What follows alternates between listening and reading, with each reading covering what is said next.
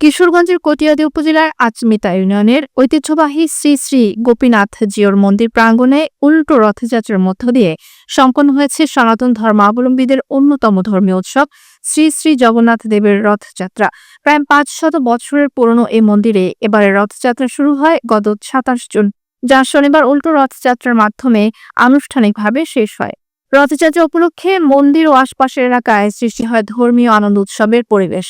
উৎসব উপলক্ষে আয়োজিত বিভিন্ন মাঙ্গলিক অনুষ্ঠানের মধ্যে ছিল হরিনাম সংকীর্তন, অগ্নিহোত্রী যজ্ঞ, মহাপ্রসাদ বিতরণ, শ্রীমুগ্ধাগবত গীতা পাঠ ও ধর্মীয় আলোচনা। মন্দির কমিটির সভাপতি বাবু স্বপন কুমার সাহা ও সাধারণ সম্পাদক বাবু তপন চক্রবর্তী জানান, জাতি, ধর্ম, বর্ণ নির্বিশেষে সকলের অংশগ্রহণে সুশৃঙ্খল পরিবেশে এবছরের উল্টো রথযাত্রা সফলভাবে সম্পন্ন হয়েছে। রথযাত্রায় বিপুল সংখ্যক ভক্ত ও দর্শনার্থী অংশ নেন এবং বিশ্বশান্তি ও মঙ্গল কামনায় প্রার্থনা করেন। উৎসবের প্রতিটি পর্বে ছিল ভক্তিভাব ও আন্তরিকতা।